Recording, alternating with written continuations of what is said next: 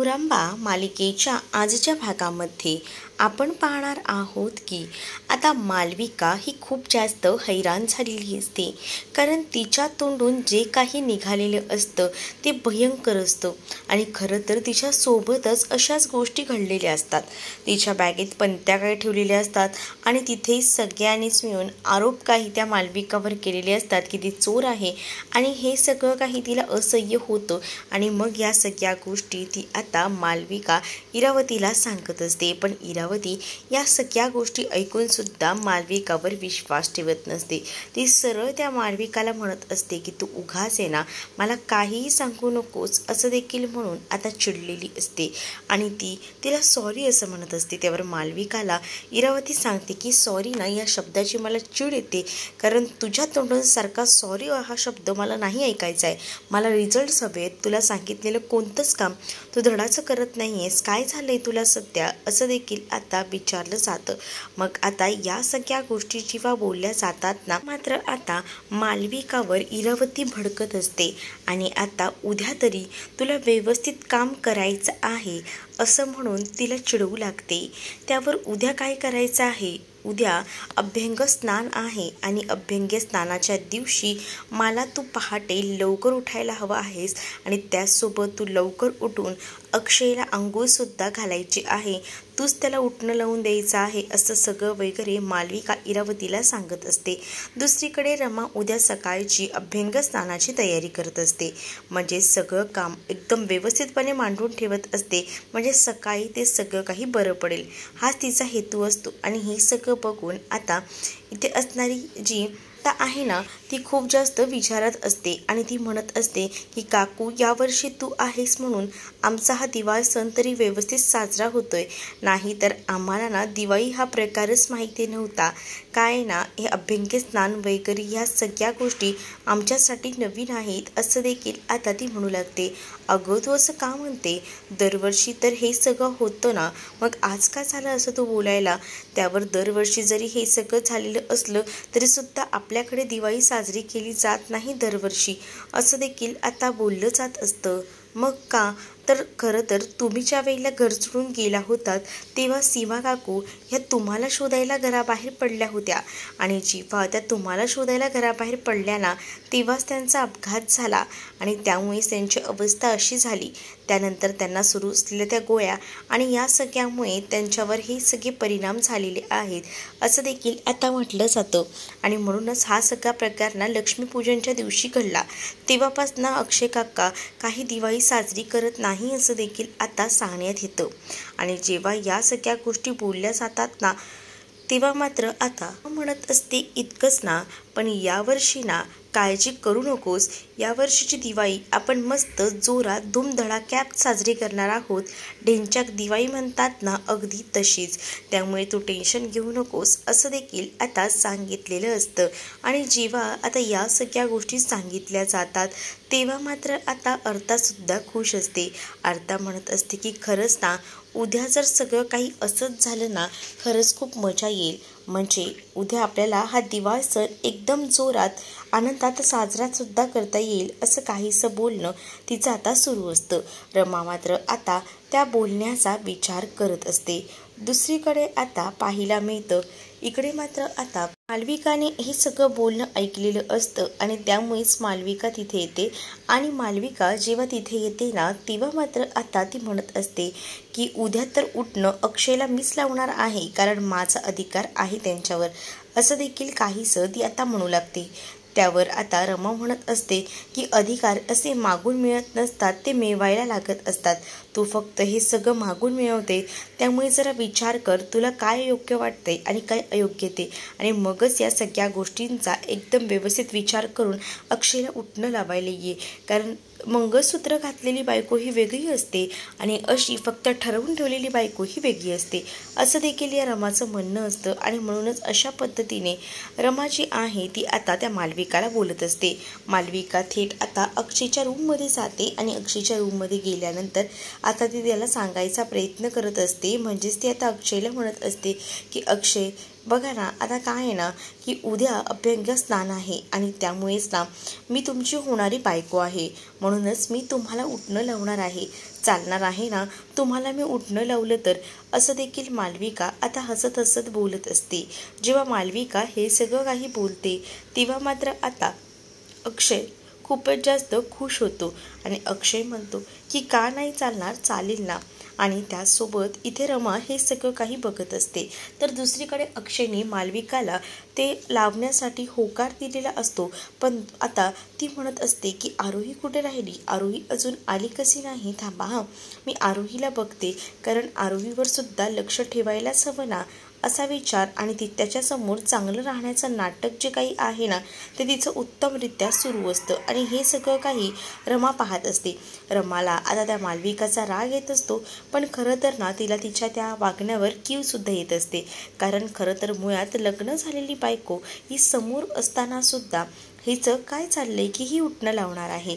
त्यावर अक्षयसुद्धा जास्त फ्रस्ट्रेट असतो, त्यामुळे अक्षय तिच्याशी जास्त बोलतही नाही. अक्षय फक्त थोडंफार हां हां असं बोलतो. त्यावर मालविकाने या सगळ्याचा चुकीचा अर्थ काढून घेतलेला असतो. पण आता अक्षयला ती म्हणत असते की मला आरोहीला सुद्धा बघायला हवं की ती कुठे गेली आहे. आरोहीला मगापासून बघते पण आरोही कुठेही सापडत नाहीये, असं देखील ती म्हणू लागते. रमा हे सगळं ऐकते.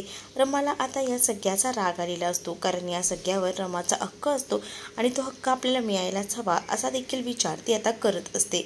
तर दुसरीकडे मात्र आता मालविका खूप जास्त खुश असते, कारण तिला आता अक्षयला उठणं लावायला भेटणार आहे.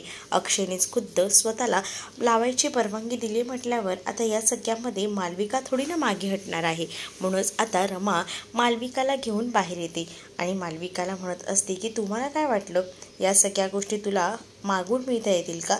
जर तुला हक्क अधिकार हवे असतील ना तर ते स्वतःहून पटकवायला लागतात, मानाने ते सुद्धा. पण तुला काय कळणार ना मान वगैरेचं, कारण कधी मान वगैरे मिळालाच नसेल ना तुला, असं देखील इरावती मुद्दामून टोमणे मारत आता तिला बोलू लागते. आणि जेव्हा या सगळ्या गोष्टी इरावती बोलते तेव्हा मात्र निर्लज्ज मालविका म्हणू लागते की मला आता त्यांनी परवानगी दिली म्हटल्यावर मीच त्यांना उठणं लावणार आहे.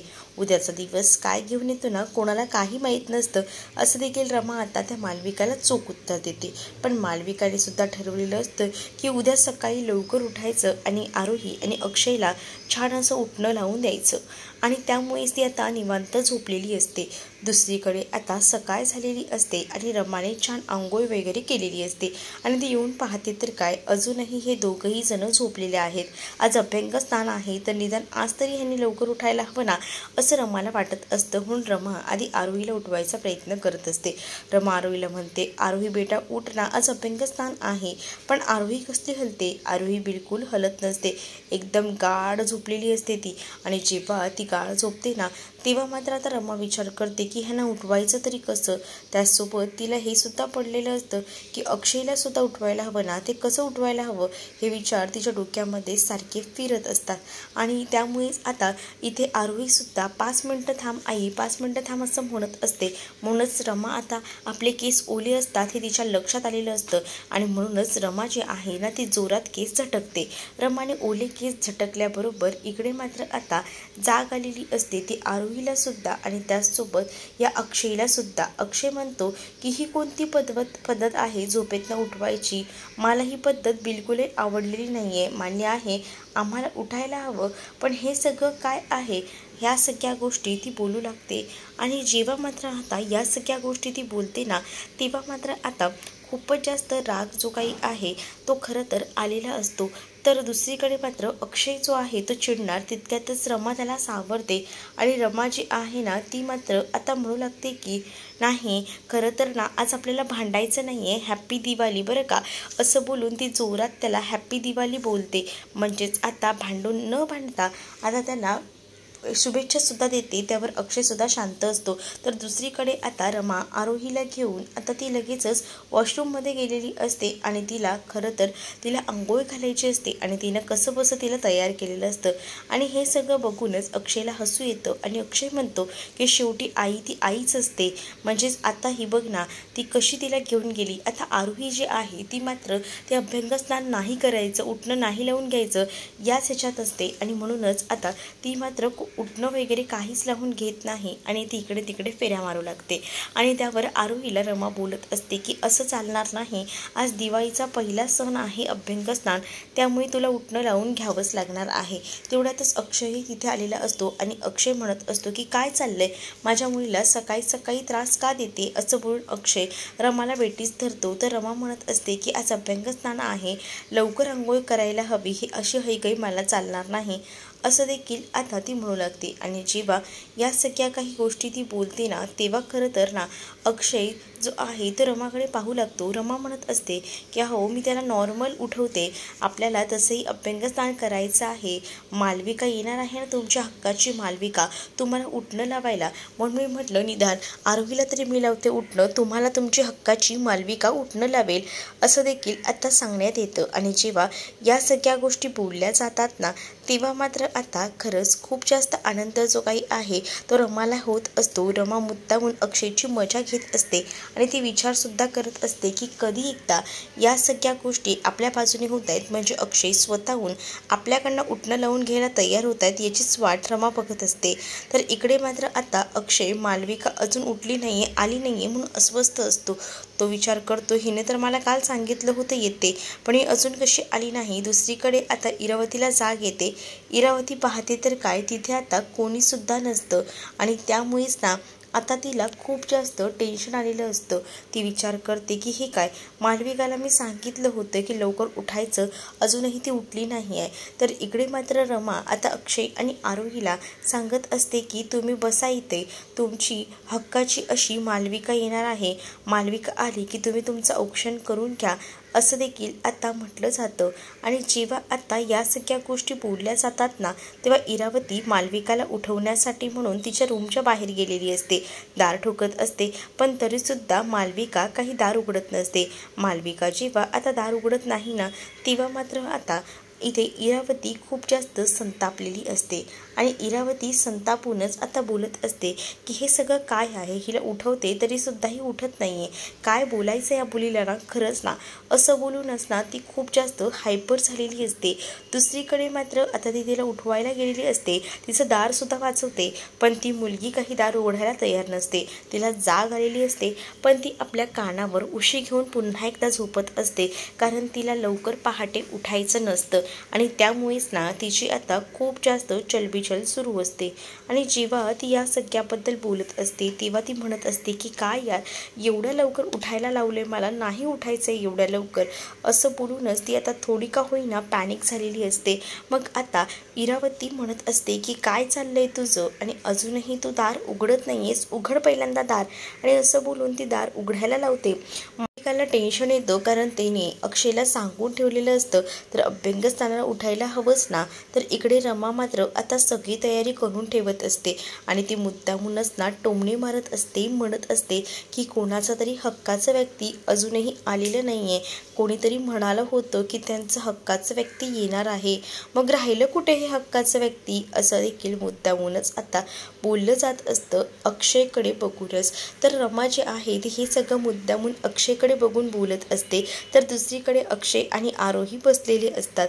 त्याच वेळेला आता रमा म्हणत असते बहुतेक ना तुमची जी मालविका आहे ना ती अजून येणार नाही आहे, मालविका मोठी हक्काची आहे ना, ती मोठे हक्क गाजवते ना तुमच्यावर, म्हणून तुम्हाला तिच्याकडनंच उठणं लावून घ्यायचं आहे, असं काहीसं आता म्हटलं जात असतं. रमाचं लक्ष बरोबर अक्षयकडे असतं. अक्षयही विचार करतो की आता खूप उशीर झालेला आहे, इतक्या उशीर मी आपण थांबू शकत नाही, आणि तो आता मात्र आरोहीला पुढे करत आरोहीला म्हणत असतो की चल आरोही, आधीच उशीर झाला आहे, आपल्याला काहीतरी करायला हवं. दुसरीकडे मात्र आता सकाळी जाग आलेली असते आणि अचानक ती इकडे तिकडे पाहते, तेव्हा मात्र आता मालविका म्हणत असते की हे काय, मी इतका वेळ कशी काय झोपू शकते, मला तर अक्षयजींना उठणं लावायला जायचं होतं, बापरे, आता तर मला खूप मोठा ओरडा मिळणार आहे, असा देखील विचार ती आता करू लागते. कारण तिलाही माहिती आहे की तिला आता कोणत्या कोणत्या गोष्टीला सामोरं जावं लागणार आहे. मालविका आता तिला पुन्हा ओरडणार हे सुद्धा आता तिला माहिती झालेलं असतं आणि म्हणूनच ना ती आता भयंकर अशी घाई गडबडीत उठते आणि इकडे तिकडे पाहते आणि घड्याळात बघितल्यानंतर तिच्या लक्षात येतं की खूप उशीर झालेला आहे. मग आता ही लोक काय बोलतील हा विचारसुद्धा तिच्या मनात सारखा त्रास देत असतो आणि म्हणूनच इकडे तिकडे आता ती पाहत असते. त्याच वेळेला ती दार उघडते तर तिच्यावर मालविका प्रचंड प्रमाणात भडकते. मालविका तिला म्हणत असते की काय ग मूर्ख मुली, तुला काल सांगितलं होतं लवकर उठायचं आहे, खाली अक्षय तुझी वाट बघतोय, तू कधी त्याला उठणं लावायला जाणार आहेस, पटकन आवर, आता पटकन आंघोळ करत बसू नको, ब्रश कर, दात घास आणि पहिल्यांदा तोंडावर पाणी मार आणि त्या अक्षयला सावरायला जा, कारण अक्षय तुझी केव्हापासून वाट बघतोय, त्या रमाला सुद्धा त्याने किंमत दिलेली नाहीये, अक्षय तुझी वाट बघत थांबलेला आहे असं देखील आता तिला सांगण्यात येतं. मग काय तिचा अजूनच जोश वाढतो आणि ती विचार करते की अरे च्छा, म्हणजे माझ्यासाठी ते थांबलेत, म्हणजे मला तयारी करून पटकन निघावं लागेल आणि म्हणूनच ती आता तयारी वगैरे करत असते आणि ती आता म्हणत असते की पटकन मी ही साडी नेसते आणि जाते. मुद्दामून ना मालविकाने जे आहे ते आता साडी वगैरे काढलेली असते आणि इरावती तिला सांगू लागते की हीच साडी नेसून तुला बाहेर जायचं आहे. अक्षय तर आता वाट बघून बघून वैतागलेला असतो आणि तो म्हणत असतो की आता काही येत नसते, आपल्याला रमाकडनंच उठणं लावून घ्यावं लागणार आहे. यामुळेच आता त्याला समजून जातं. तर अक्षय आणि त्याचसोबत आता आरोही हे पाठावर बसतात. तर आरोहीला मुद्दामून रमा म्हणत असते की तुझ्या बाबांना सांग अजूनही तुमच्या हक्काची मालविका आलेली नाही आहे. अक्षय आता पाठावर बसतो आणि त्याला ना आता रमाकडनं उठणं लावून घ्यायचं असतं आणि यासाठी तो पाठावर बसलेला असतो. तर रमा म्हणत असते की काय करायचं आहे आरोही. तर आरोहीला अक्षय म्हणत असतो की आज आहे ना आपण उठणं तुझ्या आईकडनंच लावून घेऊया, म्हणजे माझ्याकडनं तुम्हाला उठणं लावून घ्यायचं आहे असं देखील रमा आता अक्षयकडे पाहून बोलू लागते. अक्षयही हो असं म्हणतो, कारण ऑलरेडी आता खूप उशीर झालेला आहे. मग काय करणार, आपल्याला तर हे सगळं काही करायलाच हवं ना, कारण इतका उशीर झालेला होता आणि म्हणूनच वाटत होतं की कोणीही येणार नाही आहे. पण आता रमा जी आहे ती पूर्ण तत्परतेने तयार असते. रमा सगळ्या कुटुंबियांना या दिवाळीत खुश करत असते आणि त्याचसोबत रमा आता अक्षयला उठणं लावायचा मानसुद्धा पटकावते, कारण हा मानसुद्धा आता त्या मालविकाच्या हातून गेलेला असतो. कारण रमाने तर सांगितलेलं असतं की मान जो आहे तो स्वतःहून मागून मिळत नसतो, तो मिळवायला लागत असतो आणि अगदीच रमाच्या बाबतीत सुद्धा तसंच झालेलं होतं. रमाने हा मान सगळ्यांना मागून मिळवलेला नव्हता, स्वतःच्या हिमतीने मिळवला होता. तर पुढील भागामध्ये पाहायला मिळतं इरावती आता मुद्दामूनच ठरवत असते की काही झालं तरी लक्ष्मीपूजन होऊ द्यायचं नाही, म्हणूनच तिने आता अक्षयच्या कॉफीमध्ये एक लिक्विड गोळी मिक्स केलेली असते जेणेकरून अक्षयला त्रास होईल. त्यातच ती अक्षयला भडकवत सुद्धा असते की आपण जेव्हापासनं सीमाताईची अशी अवस्था झाली तेव्हापासून आपण दिवाळी सण हा काही साजरा करत नाही आहे, पण या दिवाळीत रमाने छान सीमाला सावरून घेतलेलं असतं, त्यामुळे सीमा ही या सगळ्यामुळे खूपच जास्त खुश असते आणि ती रमाकडे पाहत असते. तर रमा तिथेच बसलेली असताना अगदीच दिवाळीच्या शुभेच्छाही देत असते आणि तेवढ्यातच मालविका, इरावती आणि अक्षय तिला समोरून येताना दिसतो.